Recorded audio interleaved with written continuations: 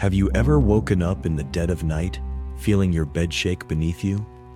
Only to realize there's no earthquake, no rational explanation for what's happening. That's not a what if for me, it's my reality. My name's Ethan, and this isn't just some spooky tale to pass the time. It's real, it's my life, and it's why I'm still afraid to close my eyes at night. Welcome to Friday 13, where we only tell true horror stories that'll crawl under your skin and stay there. If you're ready to face the unknown with me, lock your doors, turn off the lights, and let's step into a nightmare that's all too real. Because it could happen to you. It started with a feeling I couldn't explain. A feeling that made me question everything. A feeling that made me question everything I thought I knew about my own bedroom. And trust me, by the end of this, you'll be listening a little closer to the noises in your own walls. I'm 28, a software engineer, and I've always been a rational guy. I don't believe in ghosts or the supernatural. Never have. But about 6 months ago, that all changed. It was a Thursday night, nothing special, until I woke up at exactly 3:13 a.m. My bed was shaking, not violently, but enough to jolt me awake. It felt like someone was pushing the frame, rocking it back and forth. I sat up, heart pounding, and looked around. The room was still, the house silent. I checked my phone. No earthquake alerts, no news of tremors, just nothing. I told myself it was a dream, but deep down, I knew it was too real. The next night, it happened again. 3:13 a.m. on the dot. The bed shook harder this time, like someone was kicking it from below. I jumped out, flipped on the lights, and checked under the bed. Nothing.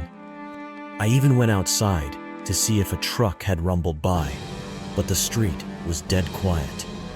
My dog, Max, was curled up in the living room, completely unbothered. If it wasn't an earthquake, and it wasn't a prank, then what was it? That's when the fear set in.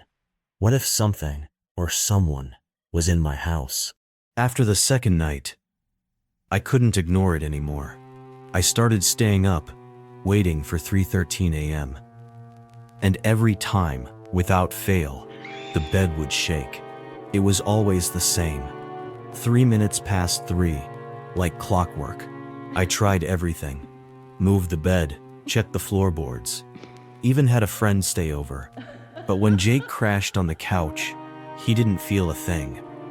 He thought I was losing it, but I could see the doubt in his eyes when the bed shook while I was in it. One night, I decided to record it. I set up my phone, hit record, and waited. At 3:13 a.m., the bed shook violently. When I played it back, my blood ran cold.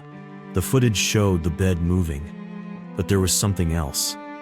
A shadow, faint but unmistakable, flickered in the corner of the room. Was it watching me? Had it been there all along? I showed Jake the video. He didn't laugh this time. "That's not normal, man," he said. "You need to figure out what's going on." I didn't want to, but I had to know. What was in my room, and why wouldn't it leave me alone? I started digging into the house's history.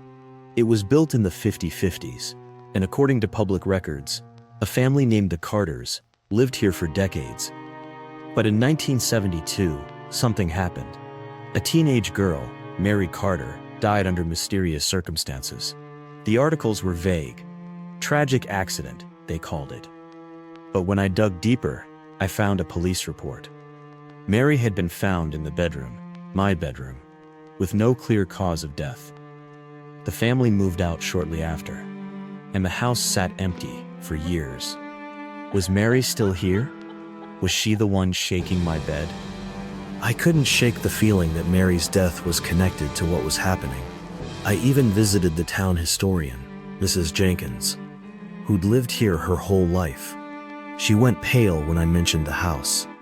"That place has always been troubled," she said. "They say Mary's spirit never left. She's restless, angry." I asked why. but she just shook her head. Some things are better left alone. But I couldn't leave it alone. Not when it was in my house, in my room, every night. I had to end it. The shaking was getting worse. Violent, almost angry. I started hearing whispers, faint but clear. Help me. It was Mary's voice, or something pretending to be her. Jake and I decided to confront it. We stood in the bedroom, waiting. At 3:13 a.m., the bed shook so hard, it slid across the floor. The whispers turned to screams, and the temperature dropped. I shouted, "Mary, is that you?" The room went silent. Then, from the corner, a shadow emerged. Tall, thin, its edges jagged. It wasn't alone. Smaller shapes flickered around it, like they were drawn to it. Was this Mary, or something else? We bolted out of the room, hearts pounding. The next day, I called a local medium, desperate for answers. She came over, walked through the house, and stopped dead in the bedroom. "There's something here," she said, "but it's not Mary. It's something darker, something that's been feeding on her pain." Well, my stomach twisted. "What do you mean?" She looked at me, her face grim. "Mary's spirit is trapped here, but it's not her shaking your bed. Something else. Something that wants to break free." The medium told me I had to release Mary's spirit to stop whatever was using her. She gave me a ritual: salt, candles, a prayer. That night, I set it up, my hands shaking. At 3:13 a.m., the bed shook violently, the whispers turning to wails. I lit the candles, scattered the salt, and read the prayer aloud. The room erupted, shadows swirling, the bed lifting off the floor. Then, silence. The air felt lighter, the shadows gone. But when I looked down, I saw it. A faint outline of a girl, smiling sadly, before fading away. Was Mary finally free? Had I stopped it?